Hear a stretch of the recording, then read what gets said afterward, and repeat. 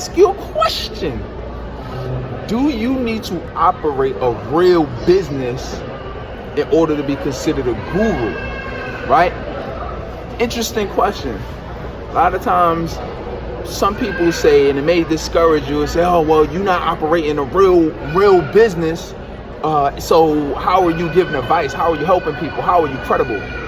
And I have an interesting take on this, that some people may agree with it, may not, may be kind of controversial, but let's be real. First of all, do we know what the definition of business is? What business is really is you're exchanging, you're giving a product or service or value for exchange of money. So first of all, you're not even in business if you're not giving any kind of value and you're getting money for that value that you're giving. What does that look like? Doesn't matter, right? So when it really comes to that aspect of it, what I say is, no, you don't need to. You don't need to have operate a quote unquote real business. First of all, I don't even like trying to distinguish what's real. And if that's what you're doing, if you offer some kind of value, getting money for it, that's a business. Let's put that on the table. But second thing is, if the value that you're providing is good enough for somebody to want it and they see that it's a benefit to them, listen, don't worry about what everybody else says. Right? Let's be real. So let's say if you may not have done real estate before, but like, let's say you're giving out real estate advice. Let me ask you a question. Do you feel like that's valuable? Yes or no?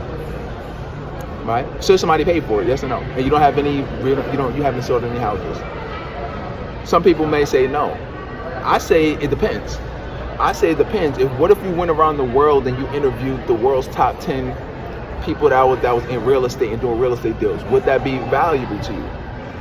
Right? What if you interviewed the top 10 people who've been in the longest and happiest relationships? What if you interviewed the top 10 bodybuilders, if that's what you want to do, right? So you get what I'm saying? So it's not necessarily that you actually have to be in it for you to have valuable advice, right? To be considered a quote unquote, I don't know if you want to consider it a quote unquote that you're a guru or whatever the case is, but what I'm saying is that sometimes people try to throw dirt on people who are offering advice, or people who are doing consultations or speaking or doing things of that nature. What I'm saying is, listen, don't worry about them. You're going to have people who are going to ask you if you have. First of all, who said you having a brick and mortar business or something that you can touch is even that even has to be a qualification. It's something that qualifies you.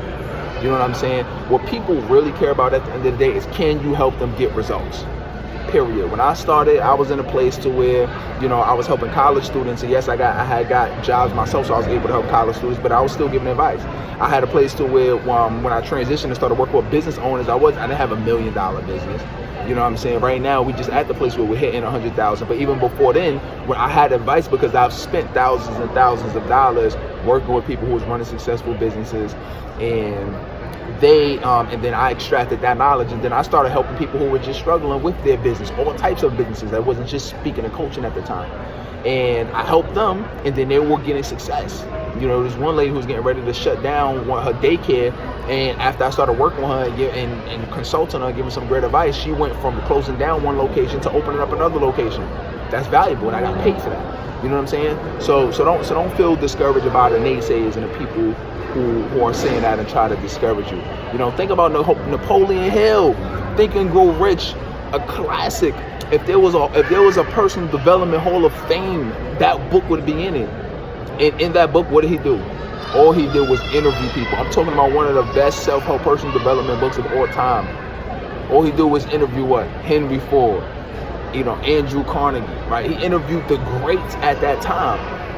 And a lot of people refer to that book, and a lot of people look at that as like the personal development, Bible, right? No point intended. So keep going, keep grinding. Don't worry about what the naysayers say, and just keep doing your thing.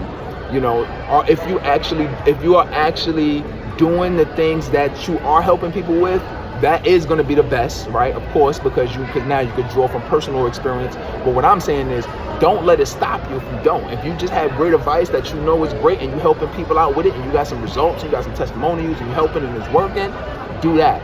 And then if you can also incorporate that into what you do, so you can be able to show it more, that'll help, and that's icing on the cake, but it's not necessary. All right, so go out, continue to grind. Let's work.